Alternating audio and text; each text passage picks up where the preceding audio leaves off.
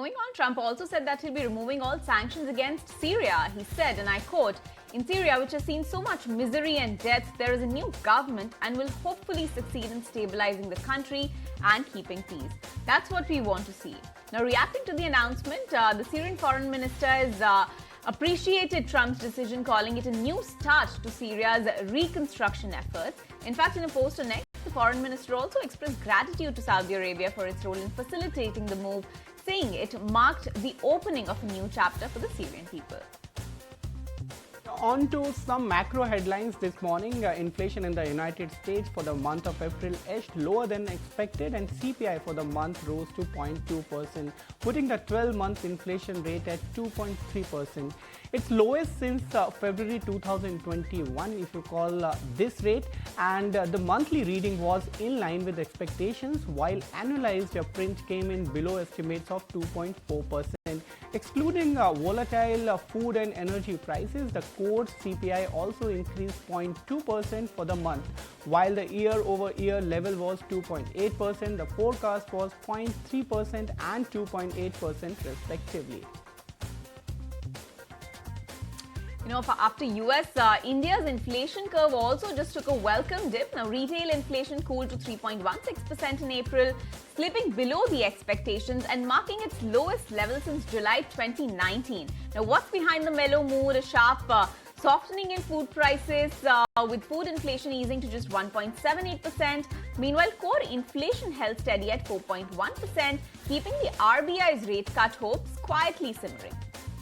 Now, we also dialed in to two of the sharpest minds on the street, Saugata Bhattacharya and Sakshi Gupta, to break down what April's cool inflation print really means, from what the RBI could do next to how global trade tremors might shake up India's growth story. Now, they connect the dots and set the context. Let's listen in.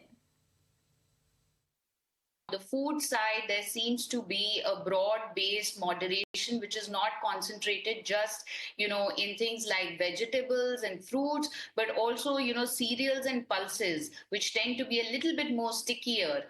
There, we are also seeing a moderation in inflation. I think with the expectation that, monsoons are going to be, normal or above normal this year, and you're coming on the back of good food supply from healthy outputs from FY25. I think the outlook on inflation definitely has turned much more favorable now. We are tracking inflation to be, close to this 3.2% print over the next 2 months as well.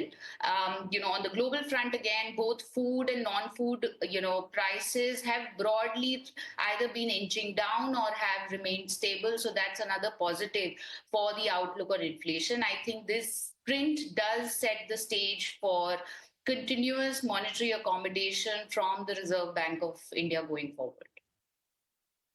Both inflation balance is definitely tinted towards against inflation, more towards supporting growth.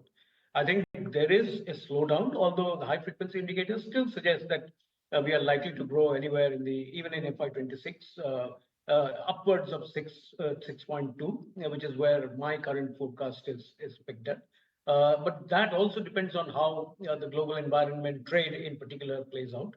But as of this point in time, between the growth and inflation, the two competing targets, I think the focus should probably now be more on supporting growth than on the need for controlling inflation. I think inflation will remain relatively moderate. Even if it goes above 4%, it will not be very significant crossover of the 4% target. And over a long period of time, I think we can expect that inflation will, depending on everything else, ceteris paribus, as they say, given everything else, that inflation will probably be close to the target, which is the MPC's the primary objective and goal. Microsoft is laying off 3% of its workforce across level and geographies, with a total headcount of 228,000 as of June. The move will affect several thousand employees, roughly over 6,800, marking the company's largest workforce reduction since it cut 10,000 roles in 2023. Reports suggest that layoffs are not performance-based. The announcement comes amid a renewed wave of job cuts across tech industry. Remember, just last week, cybersecurity firm CrowdStrike announced a 5% reduction in staff.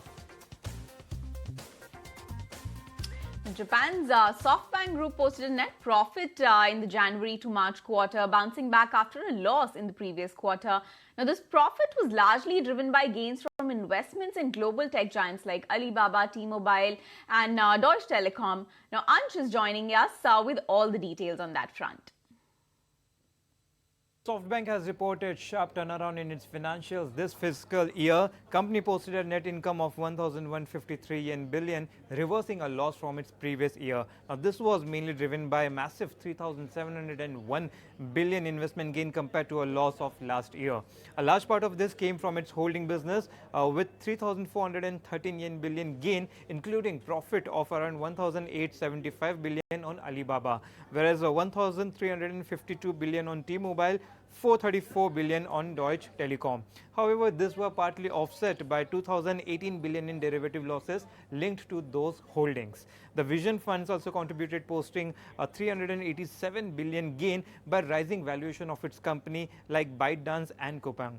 Whereas SoftBank is now gearing up for its next big AI step. It has announced a Stargate project and committed up to around $40 billion in follow-on investment to OpenAI Global, with an effective investment of around $30 billion after the syndication. For those details with If you like this video, then like, share and subscribe to ET Now.